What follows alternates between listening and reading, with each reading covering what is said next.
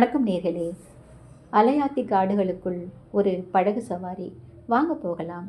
புதுக்கோட்டை மாவட்டம் மேமிசலுக்கு அடுத்ததாக அமைந்துள்ள முத்துக்குடா என்ற கிராமம் இருக்கிறது. அந்த கிராமம் கடலோர கிராமம். அந்த கடல் பகுதியில் அலையாத்தி காடுகள் உள்ளது. சுமார் 50 ஏக்கர் நிலப்பரப்பில் அலையாத்தி காடுகள் வளர்ந்து மிகவும் ரம்யமாக காட்சியளிக்கிறது.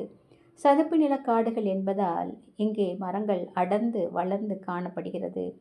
இந்த மரங்களின் வேர்கள் தண்ணீரிலேயே மிதந்து கொண்டு இருப்பது போல் காட்சியளிக்கிறது. கடலோர பகுதியில் இருந்த மரங்களை நடுவதனால் கடலில் ஏற்படும் கொந்தளிப்பினால் புயல் மற்றும் சுனாமி ஏற்படுத்தும் பேரழிவிலிருந்து கடலோர மக்களை பாதுகாக்கிறது. இங்குள்ள மக்கள் அலையாத்தி செடிகளை கண்ணா செடி என்று அழைக்கிறார்கள். 2004இல் ஏற்பட்ட பேரழிவில் முத்துக்குடாவில் மட்டும் எந்த பாதிப்புகளும் இல்லை.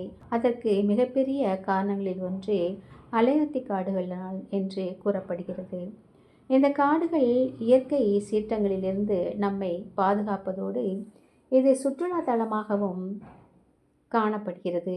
இருபுறமும் அலையாத்தி காடுகள், படகு சவாரி, ஆங்காங்கே பறவைகள் அமர்ந்து மீனை கொத்தி தின்னும் காட்சி அடடா, பார்க்கவே கண்ணுக்கு குளிர்ச்சியாக மனதுக்கு இதமாகவும் இருக்கிறது. கடலோடு கலக்கின்ற இடம்.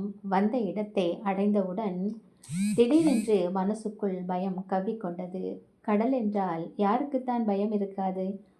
ஆனால் கடலில் போட்டில் பயணிப்பதற்கும் தைரியம் வேண்டும்தான்.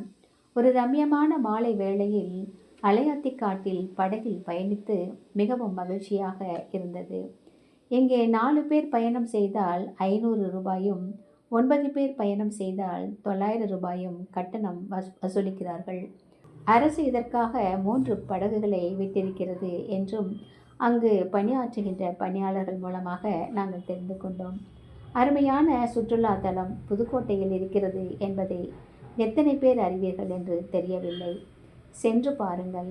குழந்தைகளோடு கோடைக்கால விடுமுறையில் அலையாத்தி காடுகள் தாலாட்டி அழைத்துச் செல்லும். நன்றி, வணக்கம்.